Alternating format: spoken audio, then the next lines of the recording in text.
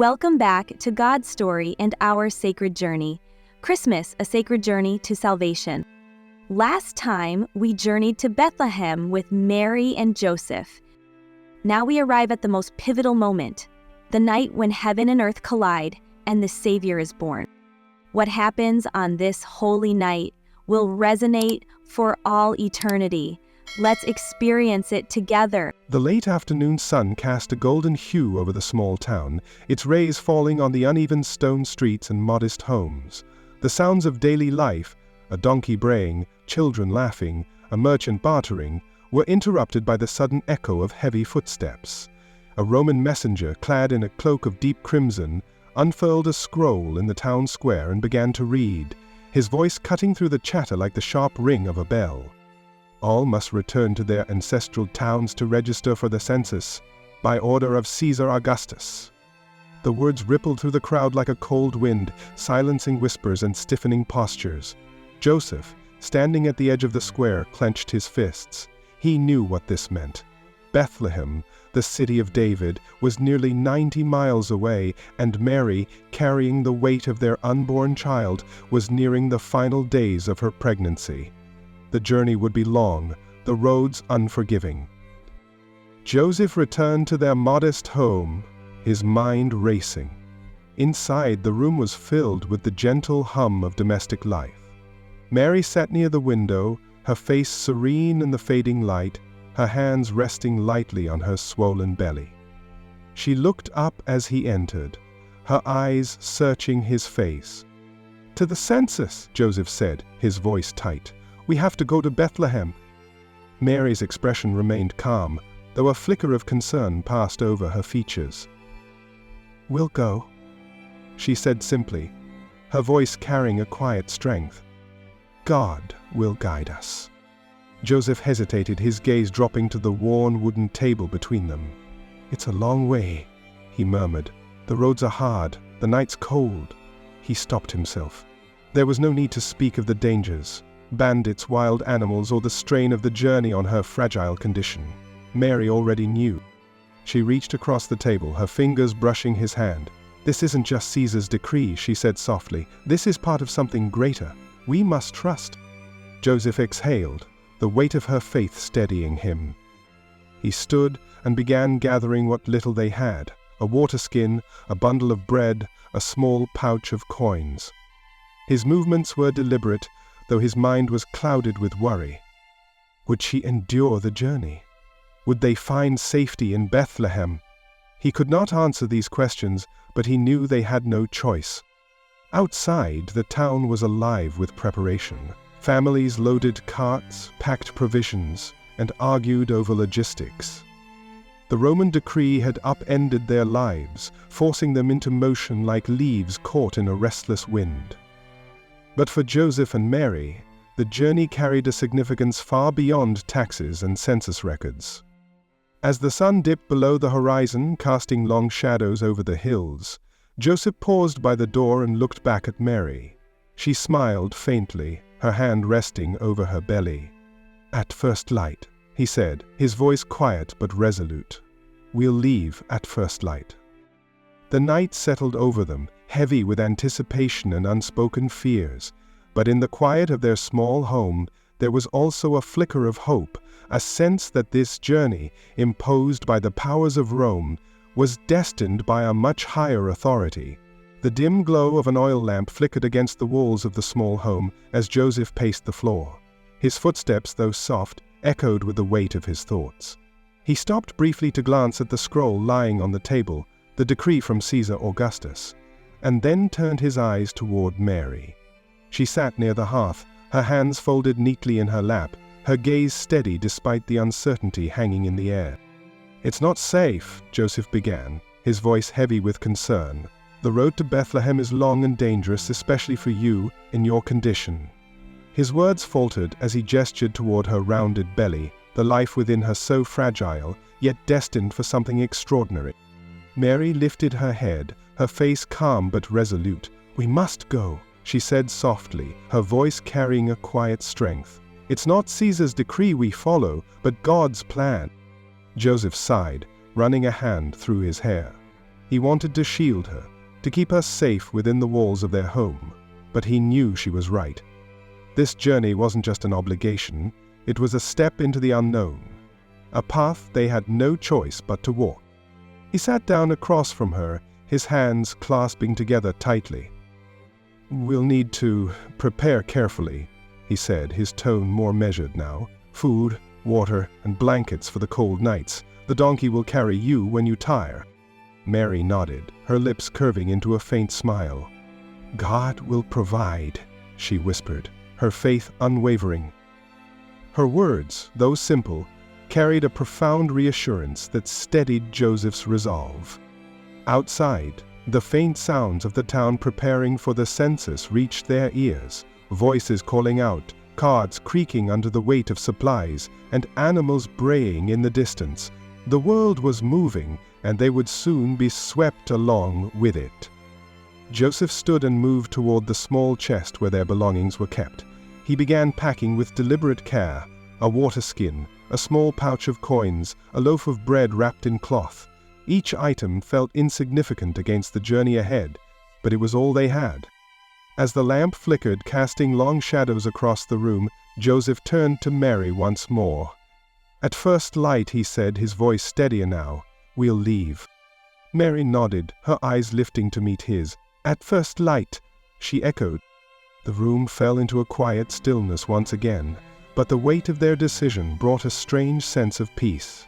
The journey would be difficult, but together they would face whatever lay ahead, and in their hearts they carried the unshakable belief that this path, however uncertain, was guided by a divine hand. The first rays of dawn painted the horizon in soft hues of orange and pink as Joseph led the donkey out of the yard, its hooves clicking lightly against the stones. Mary sat atop the animal, her hands clutching a small bundle of belongings, her body swaying gently with its steps. The road ahead was long, and though they had rested the night before, the weight of the journey already pressed heavily on them. The dirt path, winding through the hills, was uneven, dotted with loose stones that made each step uncertain. The donkey stumbled once, and Joseph reached out instinctively, steadying it with a firm hand. He glanced up at Mary, her face pale but calm. "Are you all right?" he asked, his voice laced with concern. Mary nodded, though the strain was evident in her expression. "I'm fine," she replied, her voice soft but resolute. "Let's keep going."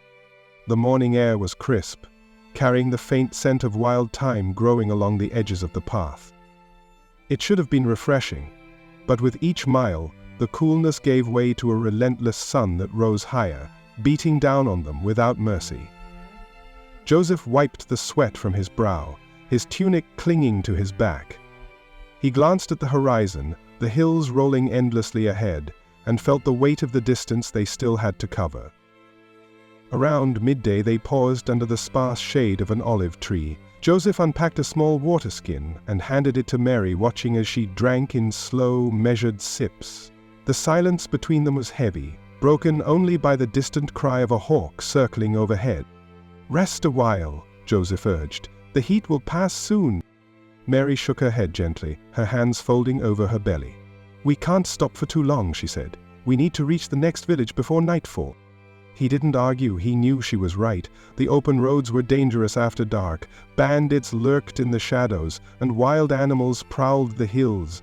But he couldn't shake the worry gnawing at him, the fear that the journey was taking too great a toll on her.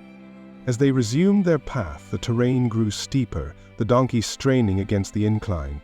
Joseph walked beside it, his hands gripping the reins tightly. He whispered quiet prayers under his breath, asking for strength, endurance, for protection. Each step felt heavier than the last, the air around them thick with dust kicked up by their feet. But Mary's resolve never wavered. Though her body was weary, her faith carried her forward. She looked ahead, her eyes fixed on the path as if she could already see the destination awaiting them. By the time the sun dipped low on the horizon, casting long shadows across the land, they reached a small clearing where they could rest. The sky above them turned a deep shade of violet, stars beginning to peek through the fading light. Joseph helped Mary dismount, his hand steadying her as she leaned on him. As they sat together in the quiet of the evening, Joseph looked up at the stars, their light faint but constant. He thought of the promise that had brought them here, the unseen hand guiding their steps. Despite the challenges of the day, he felt a flicker of hope, a reminder that they were not alone on this journey. The sun had sunk lower in the sky, casting long shadows across the dusty road. The air was heavy with silence, broken only by the rhythmic sound of the donkey's hooves against the earth. Joseph walked steadily beside Mary, his steps deliberate, his hand never straying far from the reins. Though his body ached from the day's journey, his mind churned with worry. Mary, seated atop the donkey, shifted slightly, her hand resting over her belly. Her face was pale and her breaths measured. She had barely spoken all day, conserving her strength for the road ahead. But even in her silence, there was a calm resolve about her, a quiet faith that seemed to anchor her through the strain of the journey. "Let's stop for a moment," Joseph said, his voice firm but gentle. He guided the donkey off the road to a small patch of shade beneath a lone fig tree. Mary nodded faintly, grateful for the reprieve. As Joseph helped her down, his hands steadying her carefully, he searched her face for signs of exhaustion. "We've come so far already," he said, his tone filled with both encouragement and concern. "But if it's too much, we can rest longer." Mary shook her head, a faint smile softening her expression. "We'll be fine," she said, her voice quiet but resolute. "The journey isn't easy, but it's necessary. We have to trust that God will give us the strength we need." Joseph lowered his gaze, her words settling into his heart. He knew she was right. This journey wasn't just about reaching Bethlehem. It was about faith, about trusting in the unseen plan that had guided them this far.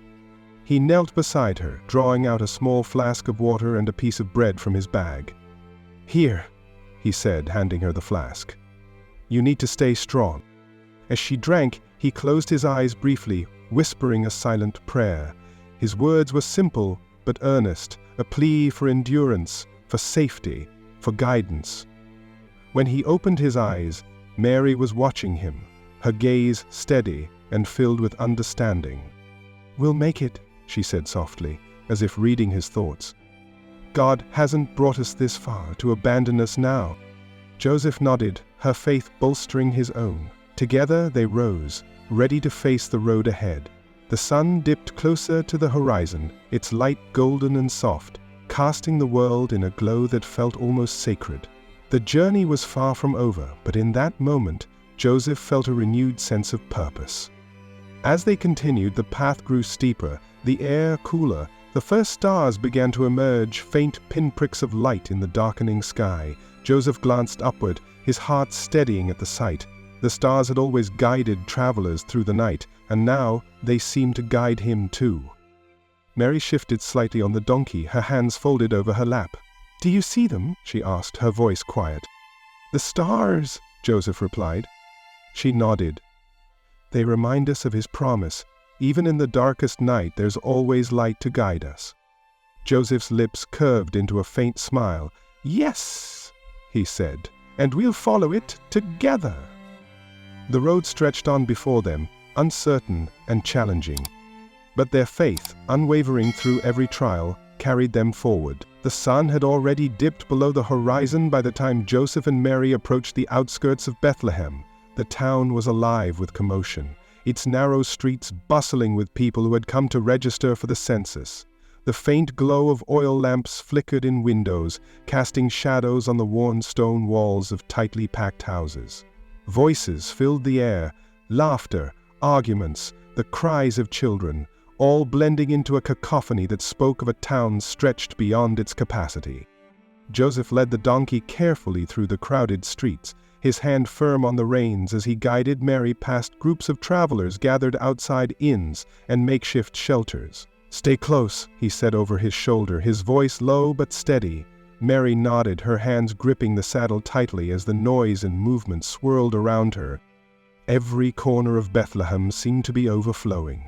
Inns displayed signs that read, "No vacancy," their courtyards packed with travelers sitting on blankets or leaning against their belongings. Even the alleyways were crowded, filled with families huddled together under the open sky. The air was thick with the scent of smoke from cooking fires, mingled with the earthy aroma of animals housed nearby. Joseph stopped at the door of a small inn, its wooden sign creaking softly in the breeze. He knocked, and after a moment the door opened to reveal a weary innkeeper, his face lined with the strain of a long day. "We need a place to stay," Joseph said, his tone polite but urgent. "My wife is expecting. Please, anything will do." The innkeeper shook his head, his expression apologetic. "I'm sorry," he said. "We're full. There's no room left, not even in the courtyard." Joseph's shoulders sagged slightly, but he nodded in understanding. "Thank you," he murmured, stepping back as the door closed.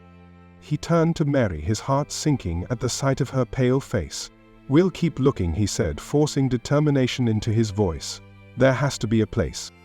As they moved deeper into the town, the streets grew narrower, the press of people more suffocating. Joseph stopped at several more inns, each time receiving the same answer: no room, no space. The words began to echo in his mind, each rejection weighing heavier on his spirit. Mary's breathing grew shallow, and Joseph could see the exhaustion in her every movement. He paused in the middle of the street, scanning their surroundings desperately. "We'll find something," he said again, more to himself than to her. "We have to." The stars above began to emerge, faint and distant against the darkening sky. Their light was a small comfort, a reminder that even in this crowded, chaotic town, there was still hope. Joseph tightened his grip on the reins and pressed on, his resolve unbroken. Somewhere in Bethlehem, there had to be a place for them. They just hadn't found it yet. The night deepened, and the chill in the air grew sharper as Joseph and Mary pressed on through the crowded streets of Bethlehem. The once bustling roads had quieted slightly, but the town remained filled with weary travelers settling in for the night. Joseph's steps quickened, his heart pounding with the urgency of their situation. Mary's exhaustion was evident. Her breaths came shallow, her hands trembling as she clung to the donkey's reins. "Just a little further," Joseph said, his voice filled with determination but edged with worry. He scanned the buildings around them, searching for any sign of refuge. The inns they passed were dark and silent now, their doors firmly shut. He knocked at a few more, his knuckles rapping against heavy wooden doors, but each answer was the same: no room, no space. Mary's voice broke the silence. "Joseph," she said softly, her tone gentle, despite the strain she was under. "We'll find something. God will provide." Her faith steadied him, even as his own faltered under the weight of rejection after rejection. He nodded, swallowing the lump rising in his throat. "We will," he said firmly, though his eyes betrayed the doubt creeping into his heart. They moved to the edge of town, where the streets were quieter and the houses fewer. The soft bleating of sheep echoed in the distance, mingling with the rustling of the cold wind through the olive trees. At last, they approached a small, modest dwelling with a barn attached to its side. A warm glow spilled from a window, and Joseph hesitated before knocking on the wooden door. The door opened to reveal a kind-faced man, his features etched with lines of a life lived simply. Joseph explained their plight, his words tumbling out in a mix of desperation and hope. "Please," he said, "my wife is with child. We've been turned away everywhere else. We'll take anything, just a place for her to rest." The man looked past Joseph to Mary, his gaze softening as he saw her condition. He stepped aside, motioning toward the barn. "It's not much," he said apologetically, "but it's warm and it's quiet. You're welcome to stay there." Joseph's breath left him in a rush, relief flooding his chest. "Thank you," he said, his voice thick with gratitude. "Thank you." He led Mary toward the barn, his steps careful as they entered the simple shelter. The scent of hay and animals filled the air, but it was clean and calm. Joseph helped Mary down from the donkey, guiding her to a soft pile of straw where she could rest. He arranged the blankets they had brought, his hands moving quickly but gently. Mary sank down with a sigh, her body finally able to relax. She looked up at Joseph, her eyes shining with gratitude and something deeper, a quiet faith that this humble shelter was exactly where they were meant to be. As the stars shone brightly overhead, Joseph knelt beside her, his hands clasped in silent prayer. The barn was far from the comfort of an inn, but in its quiet simplicity it felt holy, a sanctuary for what was to come. The soft glow of a lantern illuminated the barn, casting long, flickering shadows across the wooden beams and piles of straw. The air was cool but not biting, filled with the faint, earthy scent of hay and the low, steady breaths of the animals sheltered within. Joseph stood near the entrance, his shoulders sagging from the weight of the day's journey, while Mary rested against the pile of blankets he had carefully arranged. The kind-faced man who had offered them this refuge stood nearby, his hands calloused from years of labor. He watched quietly as Joseph adjusted the blankets around Mary, his movements careful and deliberate. "It's not much," the man said softly, his voice tinged with apology. "But it's quiet, and the animal's warmth will help against the night chill." Joseph turned to him, gratitude shining in his tired eyes. "It's more than enough," he replied, his voice low but earnest. "You've given us what no one else would, a place to rest, a place to wait."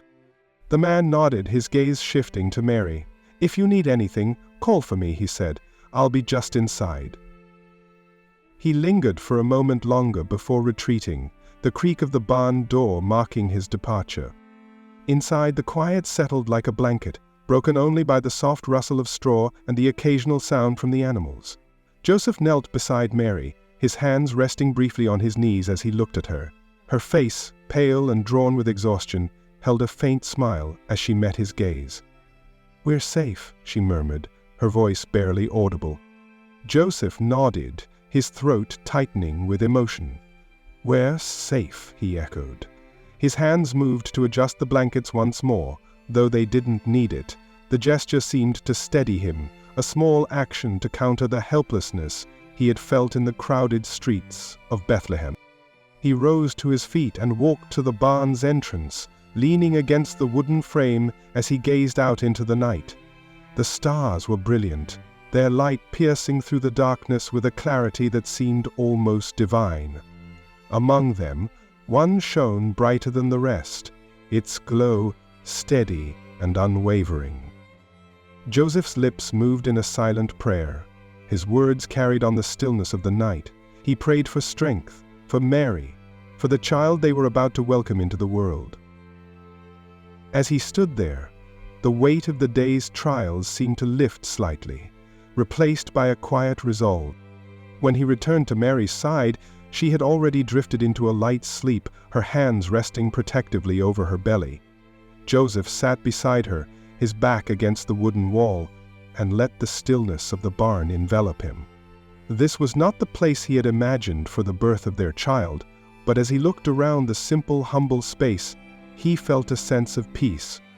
The barn, with its rough wooden beams and earthy scent, had become a sanctuary, a place of shelter, of hope, and of faith, and in its quiet, unassuming way, it felt holy. The barn was quiet, save for the occasional soft noises of the animals shifting in their pens. The warm glow of the lantern cast a soothing light over the humble space, highlighting the wooden beams and piles of straw that surrounded Joseph and Mary. It was not a place fit for a king, and yet it was here that the greatest story ever told would soon unfold. Joseph knelt beside Mary, his hands moving quickly but gently as he arranged the blankets around her. The strain of the journey was evident on her face, but her eyes held a calm resolve, a quiet strength that seemed to radiate from within. "Are you comfortable?" he asked softly, his voice edged with concern. Mary nodded, offering him a faint smile. "As comfortable as I can be," she replied, her hands resting protectively over her belly. "This is where we are meant to be." Joseph leaned back on his heels, his gaze drifting around the barn. He had imagined this moment so many times before, in a warm room, surrounded by family, with all the comforts they could offer. But now, in this simple shelter, he felt something he hadn't expected. A profound sense of peace, the quiet hum of the barn, the gentle glow of the lantern, the steady presence of Mary, it all felt sacred. He rose to his feet and walked toward the animals, who watched him with calm, curious eyes. Their presence was a comfort, their warmth a small blessing on this cold night. He gathered more straw, arranging it carefully near Mary to provide extra cushioning.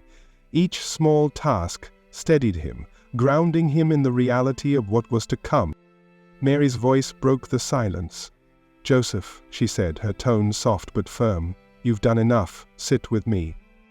He hesitated, his hand still full of straw, before setting it aside and returning to her side. He lowered himself onto the floor, his back against the rough wooden wall, and took her hand in his. Her fingers were cool, but her grip was strong. "We're ready," she said, her eyes meeting his with unwavering certainty. "Whatever happens, we are ready." Joseph swallowed hard, his throat tightening with emotion. He squeezed her hand gently, his own faith bolstered by hers. "We are," he agreed, "and he will guide us." The barn fell silent once more, the stillness broken only by the rhythmic rise and fall of their breaths. Outside, the stars shone brightly, their light piercing through the cracks in the wooden walls, casting tiny beams onto the straw-covered floor. Among them one star burned brighter than the rest, its glow steady and watchful. Joseph closed his eyes and offered a silent prayer. His words simple, but heartfelt. He prayed for strength, for Mary, for the child they were about to welcome into the world. As he opened his eyes, he felt a sense of calm wash over him, a quiet assurance that they were not alone. In the stillness of the barn, surrounded by the humblest of circumstances, Joseph and Mary prepared for a moment that would change the world forever. And though the space was simple, it was filled with something far greater: hope, faith, and the promise of a miraculous birth. The soft crackle of the fire filled the barn with a gentle warmth, its flickering light casting long, shifting shadows across the wooden beams. The animals rested quietly, their steady breaths a soothing rhythm in the stillness of the night. Joseph sat near Mary, his hands clasped tightly together as he gazed at her resting form. She had fallen into a light sleep, her face peaceful, despite the strain of the day's journey. In the corner of the barn, the old shepherd leaned against a post, his weathered face illuminated by the firelight. His eyes, deep and thoughtful, were fixed on the young couple. He had seen many nights like this, where the world outside seemed vast and indifferent, but tonight felt different. There was a quiet sense of expectation in the air, a weight of something greater than any one of them. "The world has always been hard," the shepherd said, his voice low but steady. Joseph looked up, startled by the sudden sound. The shepherd met his gaze and smiled faintly. "But even in hardship, there's always hope, always a light to guide us, if we're willing to see it." Joseph nodded, his throat tightening as he considered the man's words. "It's been a long road," he admitted, his voice barely above a whisper, "and there were times I wasn't sure we'd make it." The shepherd shifted slightly, the wooden post creaking under his weight. "You've come this far because of faith," he said, "and faith will carry you the rest of the way. This place, this moment, it's part of a much bigger plan." Joseph's gaze drifted to the lantern hanging near the door, its light steady and unwavering. He thought of the stars shining brightly in the sky above, a beacon that had guided them through uncertainty and fear. He felt the weight of the shepherd's words settle in his heart, grounding him in a truth he had always known but struggled to hold on to in the midst of their trials. Mary stirred slightly, her hand resting on her belly, and Joseph reached out to adjust the blankets around her. His movements were careful and reverent, as though he were tending to something sacred. The shepherd watched quietly, his smile softening. "You're part of something greater than yourself," the shepherd continued, his voice filled with quiet conviction. "And so is she. The road ahead won't be easy, but the light you carry will guide you, and it will guide others too." Joseph glanced back at the shepherd, his chest tightening with gratitude. "Thank you," he said simply, his voice thick with emotion. The shepherd nodded, his gaze returning to the fire. "Rest," he said. "Tomorrow will bring what it brings, but for tonight, find peace in knowing you're exactly where you're meant to be." As the firelight flickered and the night deepened, Joseph felt a sense of calm wash over him. The barn, humble and unassuming, had become a sanctuary, a place where hope shone brightly against the backdrop of hardship. And in that quiet moment, surrounded by the stillness of the night, Joseph allowed himself to believe in the promise of what was to come. Thank you for joining us on this holy night. If this episode brought light into your heart, please like, share, and leave your thoughts below. In the next episode, we'll see how the star continues to guide the wise men and how they come to worship the newborn king. Subscribe to God's Story and stay tuned for what's next. Until then, may you be blessed.